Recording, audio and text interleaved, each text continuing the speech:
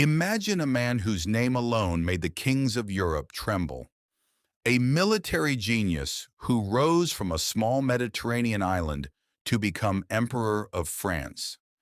His victories changed the course of history, and his ambition reshaped an entire continent. This is the extraordinary story of Napoleon Bonaparte. Napoleon Bonaparte was born on August 15th, 1769, on the rugged Mediterranean island of Corsica. It was a land of proud people, towering mountains, and endless seas. No one could have imagined that this small island would one day give birth to one of history's greatest military commanders. At just 9 years old, Napoleon left his family and sailed to mainland France. He was leaving behind everything he had ever known. It was a painful farewell, but it marked the beginning of an extraordinary journey. France was not an easy place for the young Corsican. His accent made him an outsider, and many classmates mocked him. Instead of seeking friendship, Napoleon devoted himself to study, believing that knowledge would become his greatest weapon. While many cadets dreamed of glory with swords, Napoleon discovered something even more powerful: artillery.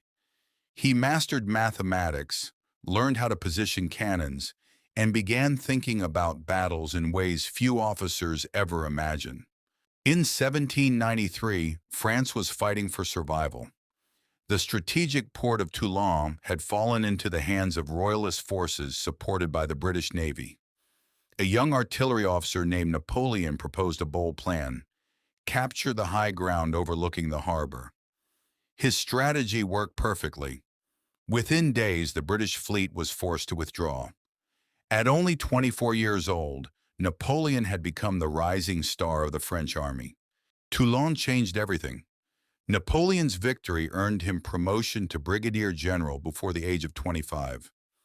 Almost overnight, the unknown officer from Corsica became one of the brightest military minds in France. In 1796, Napoleon was given command of the French army of Italy. His soldiers were hungry, exhausted, and poorly equipped. Yet he inspired them with one unforgettable promise: victory would bring food, honor, and glory. Against larger armies, he won battle after battle through speed, surprise, and brilliant strategy. At the Battle of Lodi, Napoleon led his men across a heavily defended bridge under relentless enemy fire. The victory was costly, but it transformed the way his soldiers saw him. From that day forward, they believed their commander was destined for greatness. By the end of the Italian campaign, Napoleon had become the most celebrated general in France. Newspapers praised his victories, crowds cheered his return, and politicians recognized that a new force had emerged, one that would soon reshape the nation itself. In 1798, Napoleon turned his attention toward Egypt. His goal was to challenge British influence and expand French power in the East. But this expedition was not only about soldiers and battles. Napoleon brought scientists, engineers, and scholars with him, hoping to study one of the world's oldest civilizations. Near the pyramids of Giza, Napoleon faced the Mamluk army in a battle that would become legendary. Before the fight, he reminded his soldiers that thousands of years of history were watching them. The French victory changed Napoleon's reputation and created one of the most famous moments of his career. When Napoleon returned to France, the country was facing political chaos. Seeing an opportunity, he entered the world of politics. In November 1799, he helped overthrow the existing government and became the first consul of France. The soldier from Corsica had now become the most powerful man in the nation.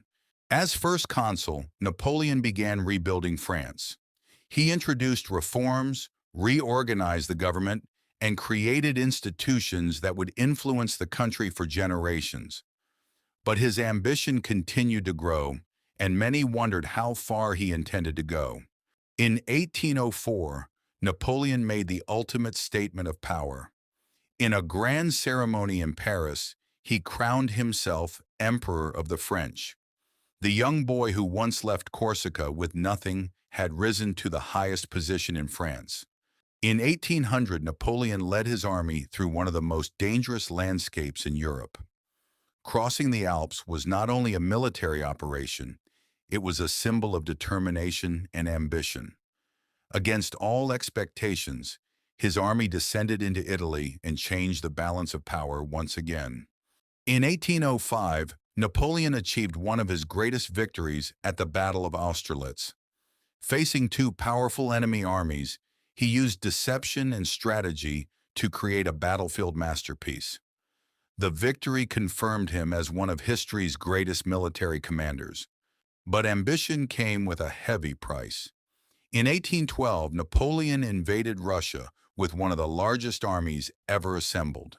The campaign began with confidence, but the endless distances, harsh weather, and lack of supplies turned victory into disaster. The greatest army in Europe began to collapse. In 1815, Napoleon returned for one final attempt to reclaim his power.